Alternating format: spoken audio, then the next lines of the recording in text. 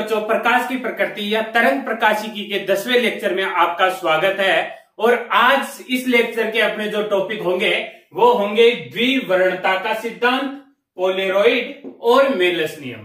तो लेक्चर बहुत ही इंटरेस्टिंग और धांसू होने वाला है। तो लेक्चर स्टार्ट करने से पहले आप वीडियो को लाइक कर दीजिए और चैनल को अभी तक सब्सक्राइब नहीं किया है तो चैनल को सब्सक्राइब करके बेल आइकन का बटन दबा दीजिए, जिससे आगे आने वाले वीडियो की नोटिफिकेशन आपको मिलती रहे। तो चलो अपन लेक्चर स्टार्ट करते हैं। तो लेक्चर का अपना फर्स्ट जो पॉइंट है, फर्स्ट जो आज का टॉपिक है वो है द्विवर्णता सिद्धांत। द्विवर्णता द्वारा प्रकाश का ध्रुवण। द्विवर्णता द्वारा प्रकाश का ध्रुवण या फिर इसी को कहते हैं अपन द्विवर्णता सिद्धांत। द्विवर्णता सिद्धांत। तो देखो द्विवर्णता सिद्धांत क्या है। इस सिद्धांत के अनुसार जब अपन अध्रुवित प्रकाश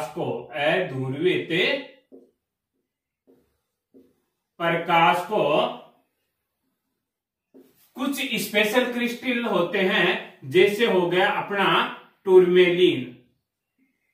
अध्रुवित प्रकाश को टूरमेलिन जैसे क्रिस्टलों पर आपतित करते हैं तो यह क्रिस्टल जो है इस अध्रुवित प्रकाश को दो ध्रुवित प्रकाश किरणों में विभक्त कर देता है। दो ध्रुवित अपवर्तित प्रकाश किरणों में विभक्त कर देता है। ध्रुवित अपवर्तित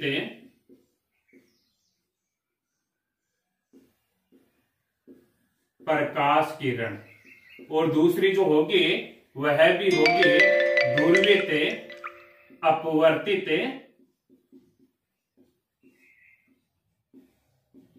प्रकाश किरण। दो ध्रुवित अपवर्तित प्रकाश किरणों में दो अपवर्तित किरण प्रोड्यूस करेगा, दो अपवर्तित किरण बनाएगा, और दोनों ही अपवर्तित किरण जो होगी वह ध्रुवित होगी। तो अपन ने क्या नाम दे दिया, ध्रुवित अपवर्तित प्रकाश किरण और ध्रुवित अपवर्तित प्रकाश किरण। दो किरणों में विभक्त कर दिया। इनमें से जो एक ध्रुवित अपवर्तित प्रकाश किरण होगी उसके जो कंपन होंगे, कंपन क्रिस्टल की प्रकाशिक अक्ष के समांतर होंगे। जो क्रिस्टल की प्रकाशिक अक्ष है, क्रिस्टल जो है यह छोटे छोटे क्रिस्टलों से बना हुआ है जिसमें प्रकाशिक अक्ष होती है। उसी प्रकाशिक अक्ष के समांतर अगर जिसमें कंपन हो रहे हैं वह वाला प्रकाश जो है इस क्रिस्टल से निर्गत हो जाता है, और ये जो निर्गत प्रकाश होता है यह प्रकाश ध्रुवित होता है। जो दूसरा जो ध्रुवित अपवर्तित प्रकाश होता है उसके जो कंपन होते हैं, कंपन क्रिस्टल की प्रकाशिक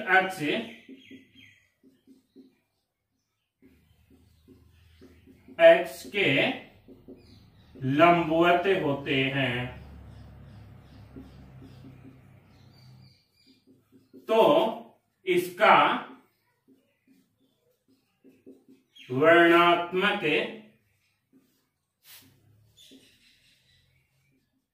अवशोषण हो जाता है। तो दूसरा जो है अपवर्तित किरण जो है, दूसरी अपवर्तित किरण जो कि ध्रुवित होती है, उसके जो कंपन होते हैं वह क्रिस्टल की प्रकाशिक अक्ष के लंबवत होते हैं। प्रकाशिक अक्ष के लंबवत हो गए तो इस किरण का तो वर्णात्मक अवशोषण हो जाएगा, और एक किरण जिसके कंपन क्रिस्टल की प्रकाशिक अक्ष के समांतर होते हैं वह किरण जो है क्रिस्टल से निर्गत हो जाती है। तो इस तरह से अपन को उस निर्गत किरण से ध्रुवित प्रकाश मिलता है। तो यह है अपना द्विवर्णता का सिद्धांत। तो द्विवर्णता का सिद्धांत दोबारा देखिए एक बार क्या हुआ, जब अध्रुवित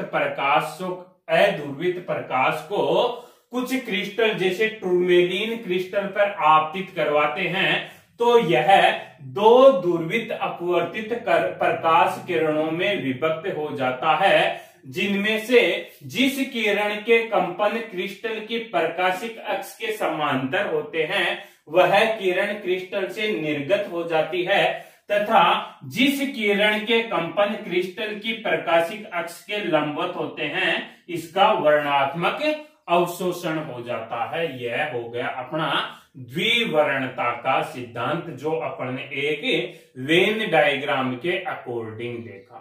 तो कुछ कार्बनिक यौगिक जो हैं, कार्बनिक यौगिकों में द्विवर्णता का गुण पाया जाता है,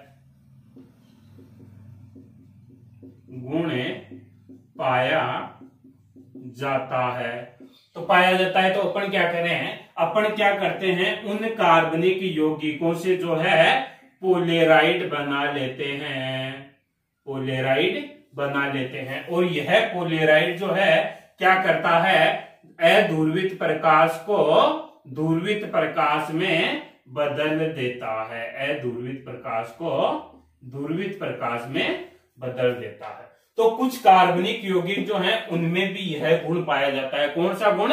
द्विवर्णता का गुण है। और इस द्विवर्णता के गुण से अपन उन कार्बनिक यौगिकों से क्या बना लेते हैं, पोलेराइड बना लेते हैं, और वह पोलेराइड क्या करता है, अध्रुवित प्रकाश को ध्रुवित प्रकाश में बदलता है। तो ये पढ़ा अपन ने पहला पॉइंट, द्विवर्णता का सिद्धांत। तो उम्मीद करता हूं आपको चीज समझ में आया होगा। अगर समझ में नहीं आया तो एक बार लेक्चर को जो है दोबारा रिपीट कर ले और इसको इस तरह से वेन डायग्राम के रूप में याद रखें। तो चलो अब अपन आगे चलते हैं।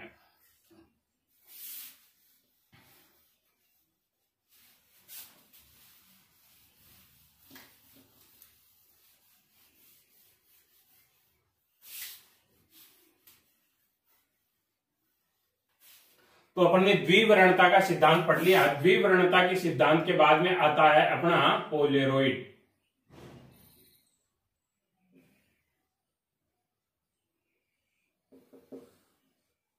तो ये देखिए पोलेरॉइड क्या होता है। सबसे पहले अपन देखेंगे कि ये पोलेरॉइड जो है यह होता क्या है। तो पोलेरॉइड क्या होता है, अध्रुवित प्रकाश को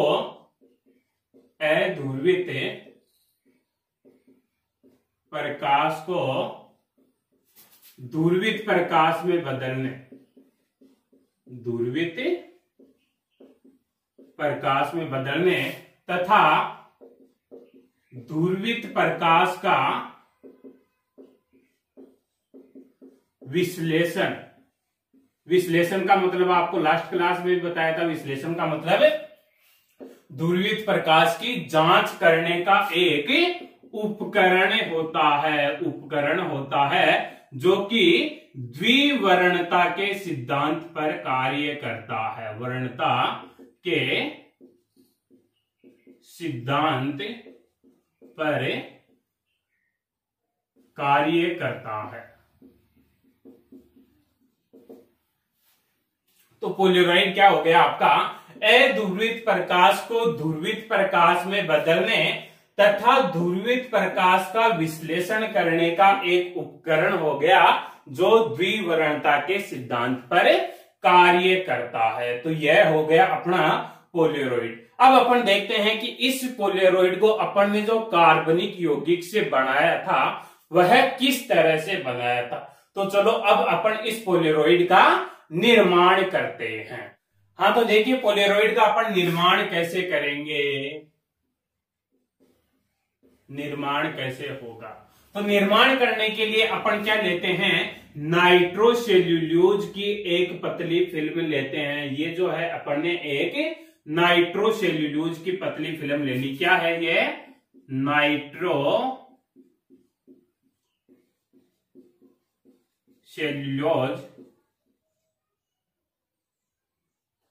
नाइट्रोसेल्यूलोज की पतली फिल्म ले ली। इस नाइट्रोसेल्यूलोज की पतली फिल्म पर कार्बनिक यौगिक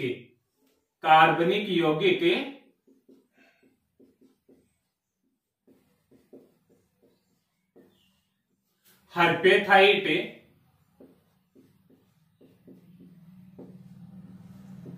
या कुनेन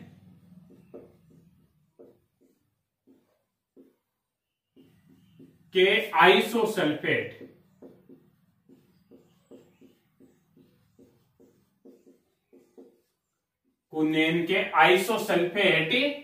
के छोटे छोटे क्रिस्टल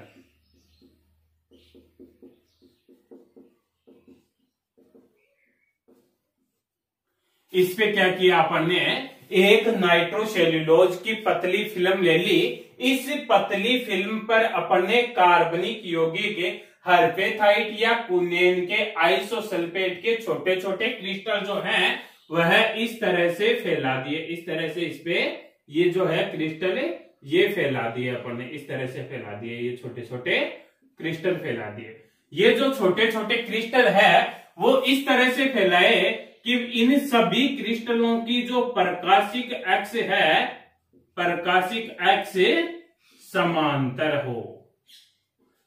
इन सभी क्रिस्टलों की प्रकाशिक अक्ष जो है वो समांतर है। ये जितने भी क्रिस्टल अपन ने फैलाए हैं इन सभी की प्रकाशिक अक्ष अपन ऐसे माने तो सभी की प्रकाशिक अक्ष देखो इस तरह से समांतर हो गई। तो अपन ने फिर इसको उपकरण को जो है ये जो बनाया है इसको दो पारदर्शी कांच में पैक कर देते हैं, कांच के माध्यम में रख देते हैं। पारदर्शी कांच हो गया अपना, पारदर्शी कांच। तो इस तरह से जो है अपना पोलेरोइड बन गया।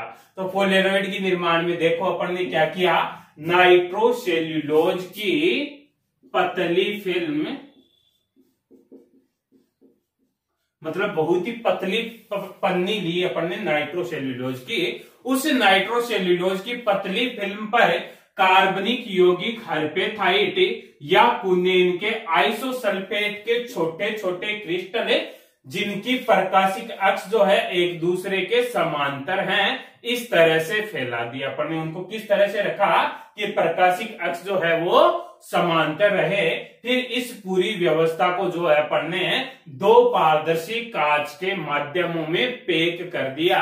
तो ये जो अपना अरेंजमेंट बना है यह अरेंजमेंट, इसी अरेंजमेंट को अपन पोलेरोइड कहते हैं। तो यहाँ पे आपको केवल ये नाम याद रखने हैं। ये जो पोलेरोइड होता है इस पोलेरोइड में ये जो द्विवर्णता का गुण है, वर्णता का गुण यह उच्च कोटि का होता है, उच्च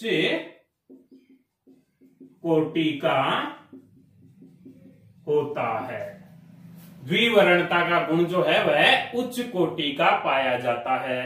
तो यह हो गया अपना पोलेरोइड। अब देखेंगे अपन इसकी कार्य प्रणाली की, यह अध्रुवित प्रकाश को ध्रुवित प्रकाश में कैसे बदलता है तथा ध्रुवित प्रकाश का विश्लेषण कैसे करता है। हाँ, तो देखिए इसकी कार्य प्रणाली। तो इसकी कार्य प्रणाली में अपन क्या करते हैं, अध्रुवित प्रकाश लेते हैं। ये अपने पास में अध्रुवित प्रकाश हो गया। इस तरह से अध्रुवित प्रकाश को अपन शो कर देते हैं। इस तरह से यह अध्रुवित प्रकाश हो गया। अगर इसको किरण के रूप में शो करें अपन अध्रुवित प्रकाश को, तो इसे अपन इस तरह से दिखा सकते हैं। ये हो गया अपने पास में अध्रुवित प्रकाश। इस तरह से अध्रुवित प्रकाश के कंपन जो हैं वो सभी दिशाओं में दिखाए जाते हैं। तो अपन ने इस दिशा में दिखा दिए और डॉट जो है वह इस दिशा को प्रदर्शित करता है। तो इस अध्रुवित प्रकाश को, ये क्या है अपने पास में अध्रुवित प्रकाश। इस अध्रुवित प्रकाश को जो है अपन ने पोलेरोइड में से गुजारा और ये जो पोलेरोइड है इस पोलेरोइड के जो प्रकाशिक अक्ष है वह इस तरह से है, इस तरह से है। इस पोलेरोइड की प्रकाशिक अक्ष जो है वह इस तरह से है, इस तरह से। तो इस पोलेरोइड में से गुजारा। तो जब इस अध्रुवित प्रकाश को इस पोलेरोइड में से गुजारेंगे तो यह दो अपवर्तित किरणों में विभाजित हो जाएगा। उनमें से जिस अपवर्तित किरण के कंपन पोलेरोइड की अक्ष के समांतर होंगे वह किरण गुजर जाती है। तो एक किरण जो है जिसके कंपन इस तरह से थे वह किरण गुजर जाएगी और वो जो प्रकाशिक किरण होगी वह दूरवित होगी। तो ये जो है अपना क्या हो गया, दूरवित प्रकाश हो गया, दूरवित प्रकाश हो गया। और ये क्या है अपना पोलेरोइड। और दूसरी अपवर्तित किरण जो है जिसके कंपन पोलेरोइड की अक्ष के लंबवत होते हैं, जैसे ये वाले कंपन जो हैं वह इस अक्ष के लंबवत हैं, तो इन कंपनों का जो है ये वाली जो किरण होगी जिसमें इस तरह के कंपन हैं उनको यह पोलेरोइड अवशोषित कर देगा। तो ये जो अपन को प्रकाश मिला है यह दूरवित प्रकाश होगा। तो यह हो गई पोलेरोइड की कार्य प्रणाली जब अपन अदूरवित प्रकाश को दूरवित प्रकाश में परिवर्तित करते हैं। ठीक इसी प्रकार से पोलेरोइड जो है दूरवित प्रकाश का विश्लेषण करने के उपयोग में भी आता है। तो देखो विश्लेषण कैसे करते हैं, दूरवित प्रकाश की अपन जांच कैसे करेंगे। तो दूरवित प्रकाश की जांच करने के लिए अपन क्या करते हैं, अदूरवित प्रकाश को एक पोलेरोइड में से गुजारते हैं। ये जो है अपने पास में अदूरवित प्रकाश है, इस तरह से यह अदूरवित प्रकाश हो गया। इस अदूरवित प्रकाश को जो है अपन ने इस तरह से किरण के रूप में इस तरह से शो कर दिया, इस तरह से अदूरवित। हाँ तो देखिए इस अदूरवित प्रकाश को अपन एक इस तरह के पोलेरोइड में से गुजारते हैं जिसकी प्रकाशिक अक्ष जो है वो इस तरह से है, इस तरह से प्रकाशिक अक्ष है और ये जो है अपने पास में पोलेरोइड है। इसमें से गुजारेंगे तो ये जो निर्गत प्रकाश होगा वह इस दिशा में दूरवित प्रकाश होगा। इस तरह से ये जो प्रकाश होगा यह दूरवित प्रकाश होगा, दूरवित प्रकाश। तो ऐसा पोलेरोइड जो अदूरवित प्रकाश को दूरवित प्रकाश में बदलता है उस पोलेरोइड को अपन ध्रुवक कहते हैं। अदूरवित को जो दूरवित में बदलता है उसको क्या कहते हैं, ध्रुवक कहते हैं। अब इस दूरवित प्रकाश को अपन एक विश्लेषक पोलेरोइड में से गुजार रहे हैं, एक ऐसे विश्लेषक पोलेरोइड में से गुजार रहे हैं। इस तरह से इस विश्लेषक पोलेरोइड की जो प्रकाशिक अक्ष जो है वह इस तरह से है, इस तरह से। ये जो दूसरा पोलेरोइड जो लिया है अपन ने, इस पोलेरोइड को बोलेंगे अपन विश्लेषक पोलेरोइड, विश्लेषक पोलेरोइड। जब इसमें से गुजारेंगे तो यहाँ पे जो प्रकाश मिलेगा अपन को, ये जो निर्गत प्रकाश होगा, ये जो प्रकाश होगा यहाँ पे निर्गत प्रकाश, ये प्रकाश दूरवित होगा और इसकी तीव्रता जो है वह अधिकतम होगी, अधिकतम होगी। तो अपन यहाँ पे क्या नोट करेंगे, जब अध्रुवित प्रकाश को पोलेरोइड में से गुजारा जाता है तो ध्रुवित प्रकाश मिलता है।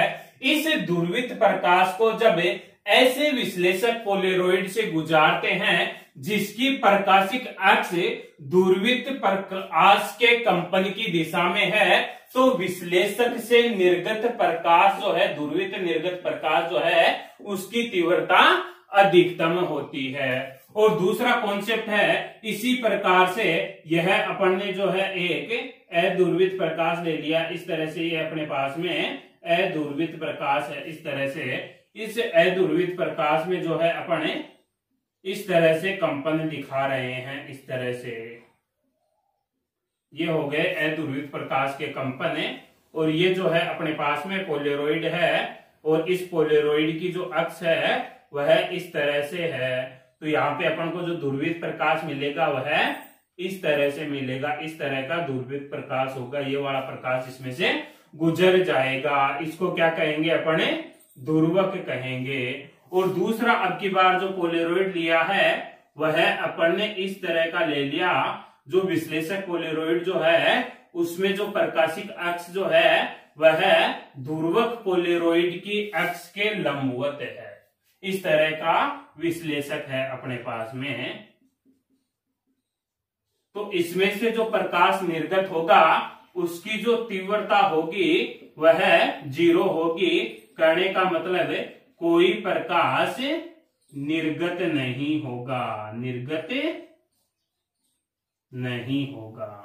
तो इस तरह से अपन निर्गत ध्रुवित प्रकाश का विश्लेषण करते हैं। विश्लेषण में अपन ने क्या लिया, जब एक अध्रुवित प्रकाश को, जब किसी अध्रुवित प्रकाश को अपन पोलेरोइड से गुजारते हैं तो ध्रुवित प्रकाश मिलता है। इस ध्रुवित प्रकाश को ऐसे विश्लेषक में से गुजारा जाता है जिसकी प्रकाशिक अक्ष ध्रुवक की प्रकाशिक अक्ष के समांतर है या ध्रुवित प्रकाश के कंपनों के समांतर है, तो विश्लेषक से निर्गत प्रकाश की तीव्रता अधिकतम होती है। और इसी ध्रुवित प्रकाश को ऐसे विश्लेषक में से गुजारा जाए जिसकी प्रकाशिक अक्ष ध्रुवक की प्रकाशिक अक्ष के लंबवत है। देखो इसकी ऐसे है ध्रुवक की और इसकी इस तरह से, तो लंबवत हो गई, या ध्रुवित प्रकाश के कंपनों के लंबवत है, तो विश्लेषक से निर्गत प्रकाश की तीव्रता 0 प्राप्त होती है, अर्थात कोई निर्गत प्रकाश प्राप्त नहीं होता है। तो इस तरह से जो है अपन पोलेराइड का विश्लेषण भी करते हैं और पोलेरोइड द्वारा अध्रुवित प्रकाश को ध्रुवित भी किया जाता है। तो यह जो है अपनी पोलेरोइड की कार्य प्रणाली हो गई। अब इसी में नेक्स्ट है अपना पोलेरोइड के द्वारा प्रकाश का संसूचन। पोलेरोइड द्वारा प्रकाश का संसूचन।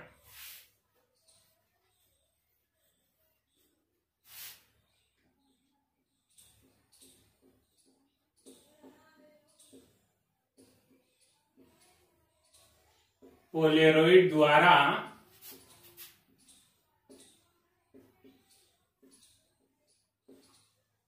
प्रकाश का संसूचन। तो संसूचन का मतलब है कि पोलेरोइड से अपन कैसे पता लगाएंगे कि जो प्रकाश आ रहा है वह ध्रुवित है या फिर अध्रुवित है या फिर आंशिक ध्रुवित है। तो देखो यह अपन ने कोई प्रकाश लिया, ये अपने पास में आपतित प्रकाश है। इस आपतित प्रकाश को अपन पोलेरोइड में से गुजार रहे हैं और इस पोलेरोइड को आपतित प्रकाश के चारों ओर घुमा रहे हैं।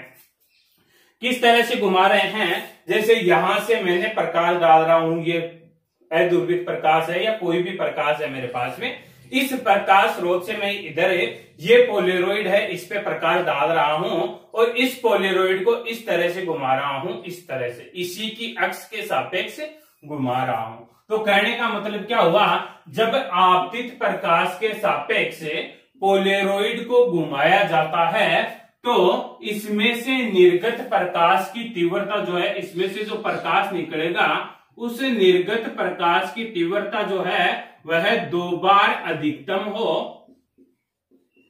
और 2 बार न्यूनतम हो। तो ये जो आपतित प्रकाश है अपने पास में, यह प्रकाश ध्रुवित होगा। ये जो है अपने पास में पोलेरोइड है। तो अपन ने विश्लेषण कैसे किया कि जब आपतित प्रकाश के सापेक्ष पोलेरोइड को घुमाया जाता है, इस तरह से घुमाएंगे तो एक पूर्ण चक्कर में पोलेरोइड से निर्गत प्रकाश की तीव्रता 2 बार अधिकतम और 2 बार न्यूनतम हो। कितने चक्कर में? एक पूर्ण चक्कर में, पूर्ण चक्कर में। तो ये जो आपतित प्रकाश होगा यह कैसा होगा? ध्रुवित प्रकाश होगा। दूसरा लेते हैं, अपन ने यही आपतित प्रकाश किया, इस तरह से आपतित प्रकाश लिया इस आपतित प्रकाश को जो है अपन ने इस पोलेरोइड में से गुजारा, या विश्लेषक जो भी है अपने पास में उसमें से गुजारा, तो अपन को जो ये प्रकाश की तीव्रता जो मिलती है उस तीव्रता में कोई परिवर्तन नहीं होता, कोई परिवर्तन नहीं। कहने का मतलब जब आपतित प्रकाश को पोलेरोइड में से गुजारा जाता है और पोलेरोइड को आपतित प्रकाश के सापेक्ष इस तरह से घुमाया जाता है, तो पोलेरोइड के एक पूर्ण चक्कर में निर्गत प्रकाश की तीव्रता में कोई परिवर्तन नहीं होता, कोई भी बदलाव नहीं आता। एक पूरा चक्कर घुमा लिया, लेकिन यहाँ पे जो तीव्रता मिल रही है वो कम या ज्यादा नहीं होती, पूरे में एक समान है, कोई परिवर्तन नहीं होता। तो ये जो आपतित प्रकाश होता है यह आपतित प्रकाश अध्रुवित होता है। ये हो गया अपना दूसरा केस। तीसरा केस देखो क्या है, जब अपन आपतित प्रकाश के सापेक्ष पोलेरोइड को घुमाते हैं, यह हो गया अपना आपतित प्रकाश, और इस आपतित प्रकाश के सापेक्ष इस पोलेरोइड को इस तरह से घुमा रहे हैं अपन, यह पोलेरोइड हो गया। तो इस निर्गत जो प्रकाश हो रहा है, यहां से जो प्रकाश निर्गत हो रहा है उसकी तीव्रता अधिकतम से न्यूनतम हो रही है, अधिकतम से न्यूनतम।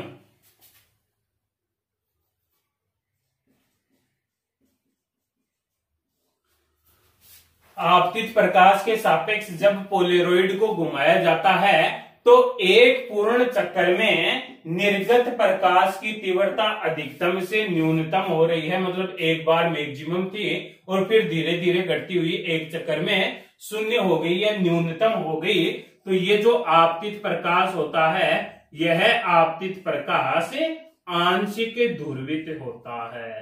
तो तीन केस ले लिए अपन ने कि कब यह ध्रुवित होगा, कब अध्रुवित होगा और कब आंशिक ध्रुवित होगा। तो जब पोलेरोइड से गुजारा जाए और पोलेरोइड को आपतित प्रकाश के सापेक्ष घुमाया जाए, आपतित प्रकाश के चारों ओर घुमाया जाए या खुद की अक्ष पर इस तरह से घुमाया जाए, तो निर्गत प्रकाश जो है उसकी तीव्रता अगर दो बार अधिकतम और दो बार न्यूनतम है तो आपतित प्रकाश ध्रुवित होगा, तीव्रता में कोई परिवर्तन नहीं है तो अध्रुवित होगा, और तीव्रता अधिकतम से न्यूनतम हो रही है एक बार तो आंशिक ध्रुवित होगा। यह केवल एक चक्कर के लिए अपन ने लिखा है। तो इस तरह से अपन प्रकाश का संसूचन करते हैं।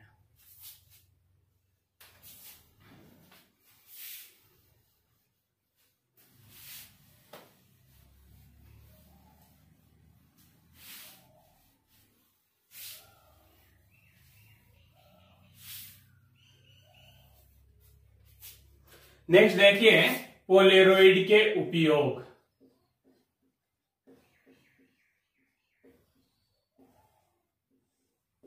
पोलेरोइड के उपयोग, तो देखो पोलेरोइड के क्या उपयोग है। पोलेरोइड के अपने पास में उपयोग है। ये पोलेरोइड क्या करता है, जो अध्रुवित प्रकाश होता है उसको ध्रुवित प्रकाश में बदलता है। अध्रुवित और ध्रुवित का मतलब क्या है, अध्रुवित का मतलब सभी दिशाओं में कंपन है और ध्रुवित का मतलब केवल एक ही दिशा में कंपन है। तो जैसे अपन बल्ब की तरफ या सूर्य की तरफ देखते हैं तो अपनी आंखों में, या तेज लाइट की तरफ जब भी अपन देखते हैं तो अपनी आंखों में एक चकाचौंध सी उत्पन्न होती है, अपन को कुछ भी दिखाई नहीं देता क्योंकि वह अध्रुवित प्रकाश होता है जिसमें सभी दिशाओं में कंपन होंगे, तो अपन को क्लियरिटी से दिखाई नहीं देगा। तो अपन क्लियरिटी से देखने के लिए क्या करते हैं, उसी अध्रुवित प्रकाश को अगर ध्रुवित में बदल लें तो एक ही दिशा में कंपन होगा और वह प्रकाश फिर अपनी आंखों में आएगा, तो वो जो सामने ऑब्जेक्ट है, वस्तु है, वह अपन को क्लियर दिखाई देगी। तो इस तरह से पोलेरोइड का उपयोग क्या है, पोलेरोइड का उपयोग है कि जब जो गाड़ी वगैरह होती है, यातायात के जो साधन है, वाहन जो हैं, उन वाहनों की जो हेडलाइट होती है उसमें पोलेरोइड का उपयोग किया जाता है, ताकि हेडलाइट से जो रोशनी आ रही है उस रोशनी के कारण अपनी आंखों में चकाचौंध उत्पन्न नहीं हो। दूसरी बात, वायुयान तथा रेलगाड़ियां जो होती है उनके जो शीशे बनाए जाते हैं वह भी, हाँ। तो थर्ड है, त्रिविमीय जो चित्र होते हैं, 3D के जो चित्र होते हैं उनको देखने के लिए भी अपन पोलरोइड का उपयोग करते हैं। तो त्रिविमीय चित्रों को देखने में और द्रव्य की जो सांद्रता होती है उसको ज्ञात करने में भी अपन इस पोलरोइड का उपयोग करते हैं। तो ये जो है 3-4 पोलरोइड के उपयोग है। मेन उपयोग जो है वो आपको बता दिया कि गाड़ियों वगैरह में जो भारी गाड़ियां होती है BMW, उनके शीशे में अपन पोलरोइड लगा देते हैं। तो उससे क्या, बाहर से जो और गाड़ियां हैं उनका जो प्रकाश आएगा तो वह अपनी आंखों में चकाचौंध उत्पन्न नहीं करेगा। सामने वाला जो भी साधन है वह अपन को क्लियरिटी से दिखाई देगा। तो इस तरह से जो है पोलरोइड के उपयोग हैं। चलो नेक्स्ट चलते हैं। लास्ट टॉपिक है आज के लेक्चर का, मेलस नियम।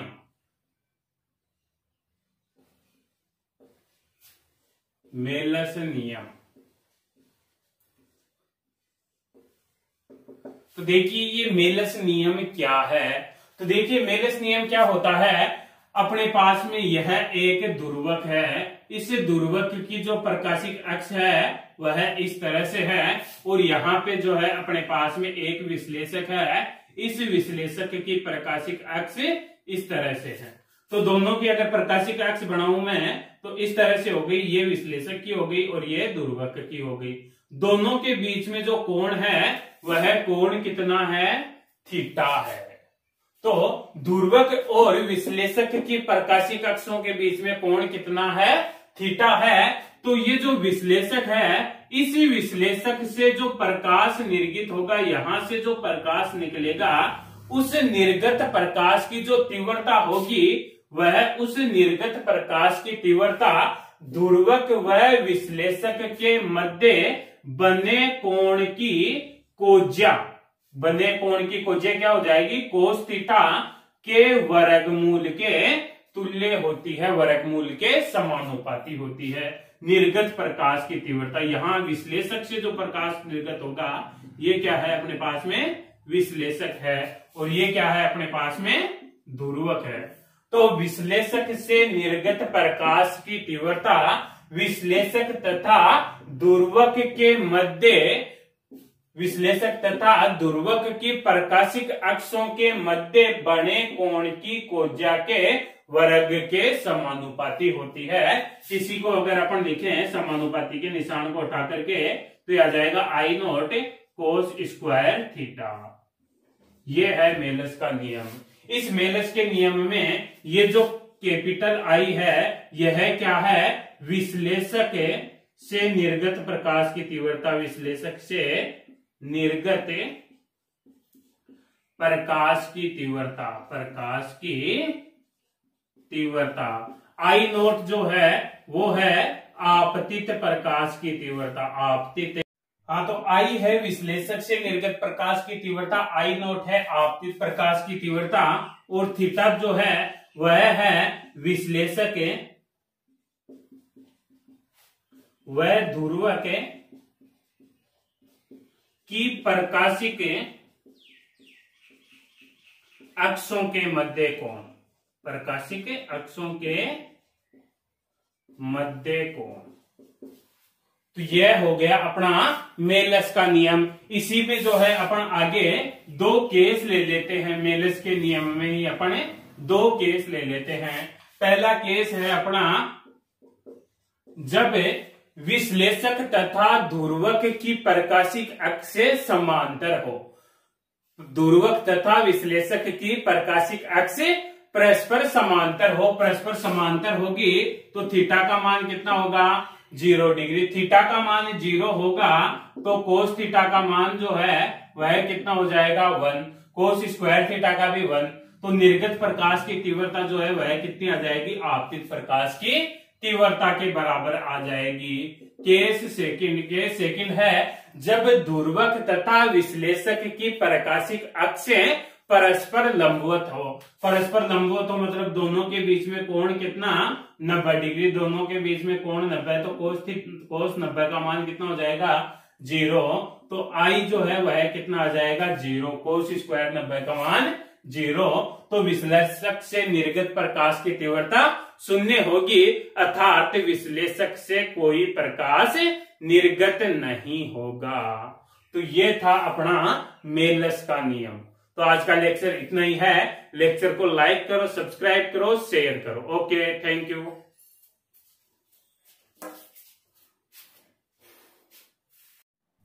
हमारी एक जो है अपना ये चैप्टर जो है कंप्लीट हो गया है।